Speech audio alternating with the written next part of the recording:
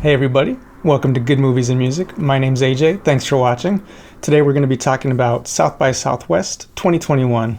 Just want to say before we get started with the video, if you like movies, if you like music, if you like talking about those things, going in depth, geeking out, then maybe you should think about subscribing to this channel, because that's what we do here.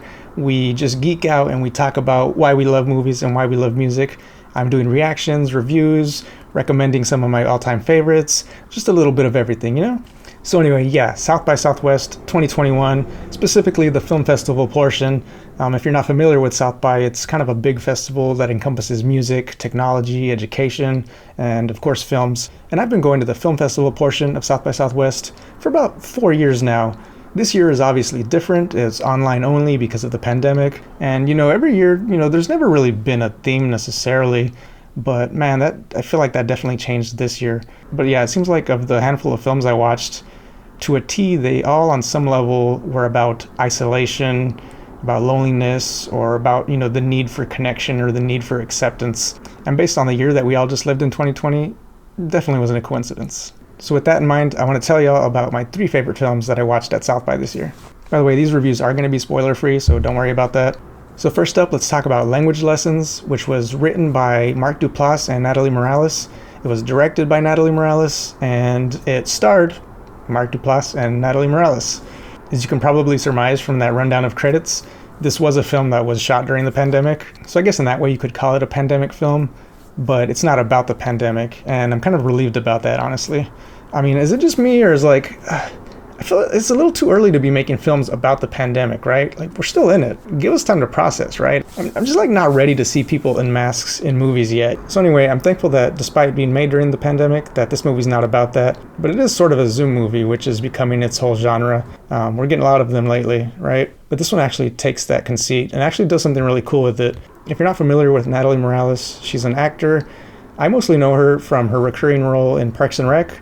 She was really funny in that, and that show has a lot of heart, but it can also have some really broad characters and some really kind of over-the-top, goofy characters.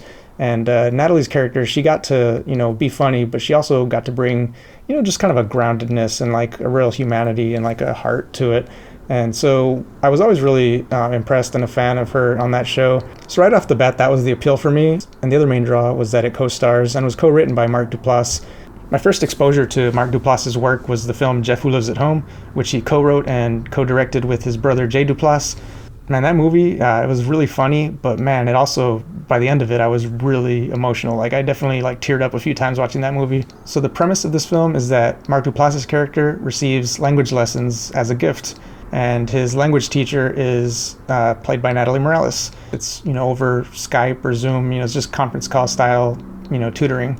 The fact that the premise is set up in kind of a comedic way, you just expect that it's probably going to be just, kind of a straight ed comedy. But as the film goes on, you realize it's more of a meditation on grief and loss and connection and friendship, and how do we process all of these things, long distance. It becomes just super poignant, and there's just some phenomenal performances by the both of them. I'm always just a little skeptical of these movies where it's just one person on a screen looking at another person on a screen. I feel like it's got to be hard to connect, as actors in that way. But they just nailed it. They blew it out of the water. And again, no spoilers, but there's a scene in this film where, Natalie's character, we get the sense that she's going through something, but, because of this long distance relationship that, starts off as a tutor-student relationship, she's kind of reluctant to share what's going on in her life, and you're rightfully so, obviously. You want boundaries in that relationship, but they've also started to form a bond and a friendship. But she's clearly holding back. There's something wrong, and she starts to push him away, and she gets actually kind of mean about it, and she starts to be sort of cruel to Mark's character. And the way his character handles it, his character handles it in such a way that you don't get to see in movies a lot of the time, where he's like, I know what you're doing. He just calls her out, and it's very adult. It's, I feel like a lot of lesser movies are going to have a scene like that, and there's going to be a big blow up, because I think a lot of movies think that drama is two adults screaming at each other. But this movie proves that no, sometimes drama is one adult screaming and the other adult saying, fine, scream, say what you need to say, but you're not going to push me away. and just handling it in that way. I feel like that is as compelling, if not more, than just two people shouting at each other. And there was such emotional honesty to that. It just felt so real. It's hard to talk about this movie entirely without spoiling it, because there are some reveals that I feel like are important, and I don't want to undercut those. I'm hoping this film gets distribution and that people can watch it soon. The last thing I'll say is I did get a little weepy for the closing scene. And again, not going to say what that closing scene is, but there's a moment, there's a shot, sort of a slow reveal. And oof, yeah, I got a little misty-eyed, not going to lie. Next film I want to talk about, and if I'm being honest, this was my favorite film of the festival. It was called Paul Dude's Deadly Lunch Break. This film is by Nick Gillespie. From what I can tell from IMDb, this is his second feature film, but he has a bunch of short film credits as a director. And what I loved about his IMDb page is that, not only did he have the director credits, but man, he must have had a credit in almost every department that you can have on a film. He had some camera department credits, editing, cinematography, acting. I'm an aspiring filmmaker myself, so I really love to see when an IMDb page for a director who was accepted into South by Southwest also has a ton of other credits in other departments. I think there's this feeling, especially, among, up and coming filmmakers, that they have to make that one feature that's going to, put them on the map, get accepted by Sundance. And that's going to be their only credit, is their debut feature film, and it's going to launch them into stardom. And that definitely does happen. But man, for a lot of us, you have to really grind. You have to really work. You have to, you have to do cinematography before you can direct sometimes. You have to, work in the camera department. You have to be an assistant, and there's nothing wrong with that. Sometimes it's a grind, and, so you love to see when filmmakers start to really break through and get accepted into festivals for their directing, as they've also been helping other filmmakers, with editing and with acting and that sort of thing. Yeah, but back to the movie, Paul Dude's Deadly Lunch Break. I really didn't know what to expect. All I know is that, the promotional image and the title was just a very odd combination. And at that point, I think I double featured a couple of films that were just, sort of just more straightforward kind of melodramas. They were okay, but at that point, I needed something just totally off the wall. Just needed to really shake up the formula. Just needed something that felt fresh and innovative. And boy, did this movie scratch that itch. Woo! Paul Dude's Deadly Lunch Break is about the character Paul Dude. He lives in the UK. He's about in his 40s. He lives with his elderly mom, who is also has some sort of undisclosed illness. She's not in great health. He takes care of her. They live alone together, and we get the sense that he's just kind of a loner.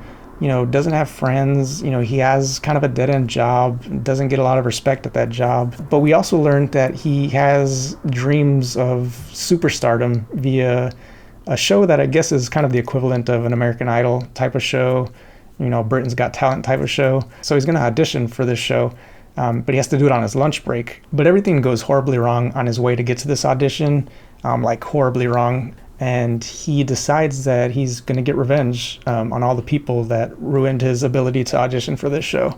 And there's been plenty of movies about disaffected men who want to take out their frustrations on the world, and you always kind of know where they're going to go.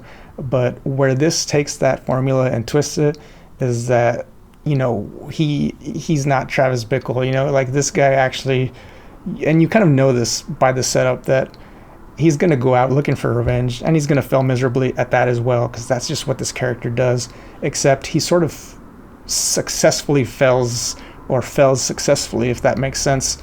Again, no spoilers, but it ends up just descending into even more just chaos and madness, and this movie was just so wild. I mean, it was so much fun. That formula also gets twisted in that there's actually a lot of heart to this movie. We don't know whether this guy's a good guy or a bad guy, all things considered, but we do know that he's just trying to exist in the world and that he just keeps failing. Basically, my one sentence description for this movie is, this is what would happen if Taika Waititi had directed The Joker. It has sort of a lot of the quirky sensibilities as well as just the heart and emotional resonance of a Taika Waititi film. But essentially it is telling sort of a villain origin story, even though, he's portrayed as such a kind of gullible, lovable loser that I don't know that, we as the audience ever really get on board with him actually being a villain. It's just kind of like, you're just kind of along for the ride, really. You're just like, where's this going to go? What's he going to do? What is he not going to do? And it's just like, we just kind of look at him and go like, there but for the grace of God go I, like that expression. And I'm not even a religious person, but I kind of love that expression. And the funny thing is, and I think it's part of what really attracted me to watch this film when I did, was that under the genre description, it was listed as comedy, action, horror, and maybe one or two other genres. It was just like, all the genres, and I was like, how is that going to work? But actually, yeah, it does hit beats of all of those genres at some point. It starts off as just kind of a comedy about, a lovable loser that you feel sorry for. But there are moments of action, there are moments of horror for sure. So many tones to balance, but it just handled them so well. The actor who played Paul Dude was so great in it. The whole cast, the supporting cast, there was just a lot of great humor in it. This is another film that's just so hard to talk about without spoiling it. But there's just some glorious moments in it, some just ridiculous off-the-wall moments, some genuinely shocking moments. Man, like I really wish I would have gotten to see Paul Dude in a room full of people, because man, that movie would have just tore the house down. People would have just, as a group, we would have all just lost our minds. It would have been the best, I'm glad I got to see it, but it would have been so great to watch that in a room full of like-minded people. And moving on to the third and final film that I want to talk about today is also the oddly titled Potato Dreams of America. This film was an autobiographical comedy directed by Wes Hurley, and I say autobiographical, but it was a very surreal and absurdist way to do autobiography for sure. This film starts in the USSR. It's the early 90s during the fall of the Soviet Union. We have a mother who is a doctor in a prison and her adolescent son who is starting to suspect that he's maybe not like the other boys. We later learn that the son's name is Vasily, but everyone just calls him Potato. Potato seemed to already kind of have a reputation at his school as just being a little bit of a misfit, a little bit of an outcast. And then, as he's coming into his adolescence, he also realizes that he's gay. And he's sort of grappling with that. What does that mean for him? And he doesn't really have any role models, and he doesn't really have anybody to sort of kind of guide him through discovering his own sexuality. And all he has is, other kids and adults in his life who just openly use homophobic slurs. So he has no one to go to. Enter Potato's imaginary friend, Jesus Christ. And no, I'm not randomly just saying Jesus Christ out of frustration. That is his imaginary friend in this movie. His imaginary friend is Jesus.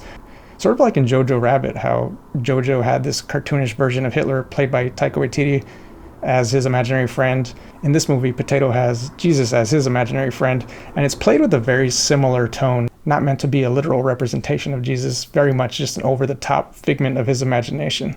Jesus in this movie is portrayed as kind of clueless about life in the same way that Potato is. It's clearly just a projection of his own subconscious, but it really leads to funny moments. But yeah, because of his precarious situation and because of the mother's situation as a prison doctor at a very corrupt prison, it kind of puts them both in situations where they are definitely in harm's way and they both need to escape for their own safety. So his mother actually signs up to be a mail-order bride and actually meets an American husband, and that's how they make it to the United States. There are some twists and turns that come with that change in setting as well. But yeah, like I said, despite being autobiographical, the approach to this movie is very absurdist, very campy. What I really liked about Wes Hurley's approach to Potato Dreams of America is that, and it says it on his bio, on the South by website, that this is very autobiographical, very literal film in that sense. The advice that a lot of, young writers get is, write what you know. And he clearly did that here. And I think that's great advice. The problem with that advice, I think, is that people often misinterpret that advice. They take it too literally. Write what you know doesn't mean write beat by beat what happened in your life. It means take the emotional truth of your life and write that. And that doesn't mean that you have to actually take the physical locations of, where you grew up and the year that you grew up and just basically regurgitate that. It just means take what you felt growing up, the things that have hurt you, the things that have made you happy, just the emotional core of you, and find a way to tell that truthfully. And you can do that through genre. You can do that through sci-fi. You can do that through horror. You can do it through comedy or drama. You don't have to be so literal. But Wes Hurley was literal about the beat by beat plot points of his life, but did it in such a creative, interesting, and innovative way. He was literal about the plot, but so absurdist and non-literal about the execution of that plot. So he kind of flipped that on its head, and I really admired that. It takes a potentially really serious subject, but spins it in such a way that makes it really accessible. But it does it with dark humor, and it does it in a way that really brings levity to really heavy moments at times. Again, this is another film that I really hope gets distribution, because it's a film that people are going to really appreciate, and it's going to be an important film for representation, but also just for being a good film. But anyway, if you attended South by or any other festival virtually this year or last year, what have been some of your favorite films? What are some underseen gems that you're hoping get distribution that people can see? Let me know in the comments. Hit the thumbs up button if you liked the video. Don't forget to hit subscribe and ring the bell for notifications if you want more videos like this. Signing off for today, my name is AJ. Thank you for watching and have a good day.